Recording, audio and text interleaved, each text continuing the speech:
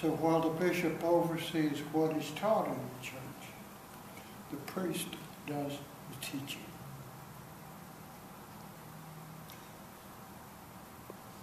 Now, the levels above bishops and archbishops, they exist for one purpose. And that purpose is to help the local church carry out its mission. These are not kings, dukes, or princes. They're servants of servants.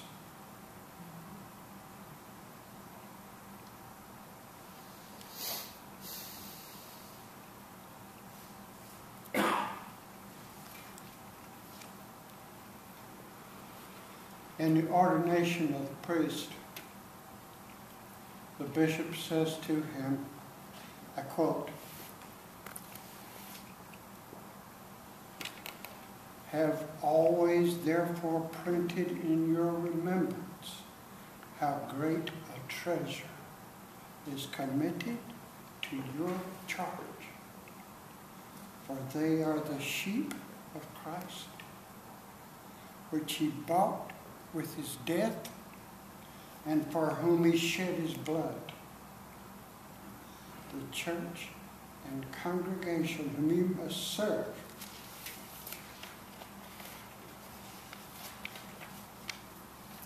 is his spouse and his body.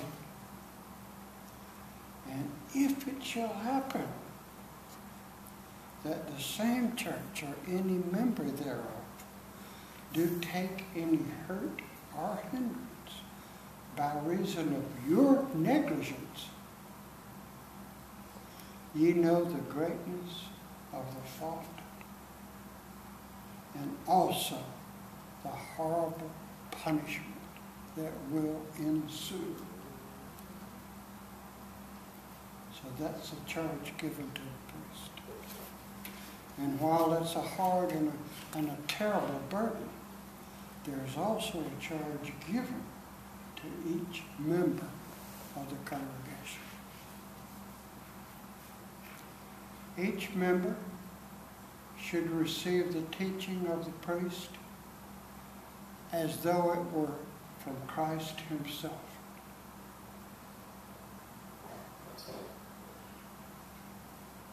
The member must learn what is taught so as to teach the same to family, to friends, and to those who do not know Christ.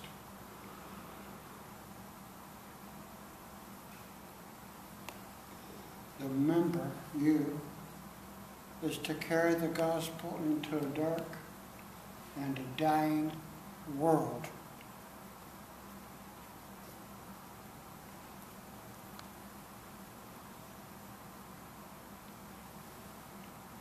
The Gospel of John,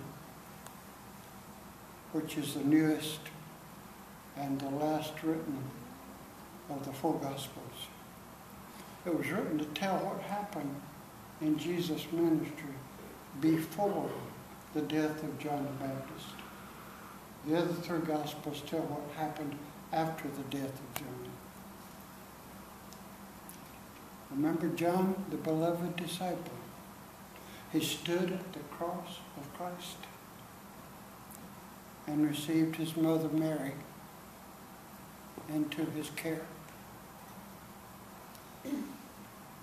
John wrote that the eternal Son of God came in the flesh. The gospel was written, says John, that you may believe that Jesus is the Christ, the Son of God, and that you may have life in his name.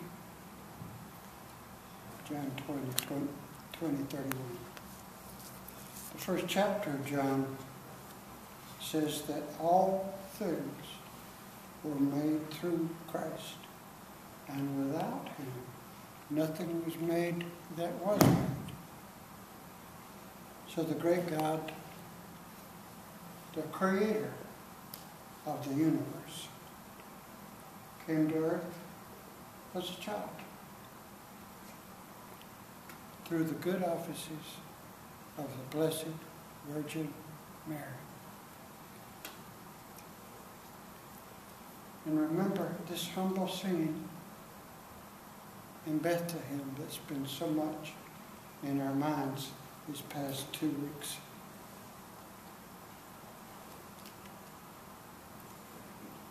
At Bethlehem we saw Mary and Joseph and the babe wrapped in swaddling clothes and lying in a manger. As we begin a new year, let us remember the other 2 people that were there.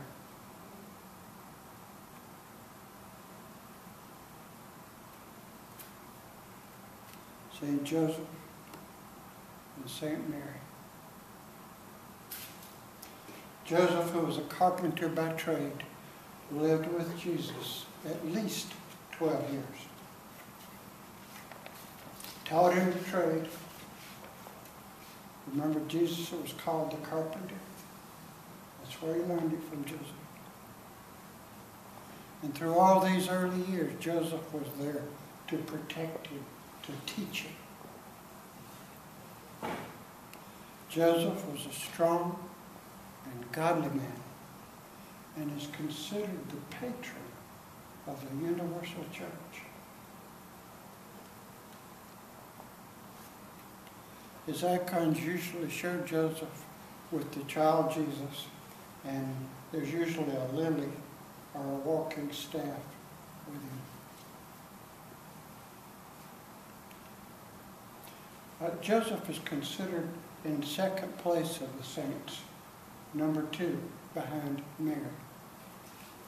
Now, listen to this. The Blessed Virgin Mary was a normal human mother. She was not a goddess, but she is considered the very first place in the catalog of saints. Remember that Mary is a child of God the Father. She is mother of God the Son. And she is spouse of God the Holy Spirit. We are to know Mary, and we are to love her, even as Jesus and the early church knew her and loved her. Mary was on the earth 20 years after the ascension of Christ. And she was present at the planting of many of the earliest churches. These churches were planted under the apostles and their successors. Mary is in heaven now, along with the saints and the angels. She is able to pray for you and to pray for me. And I hope that she prays for me. I hope that she prays for you.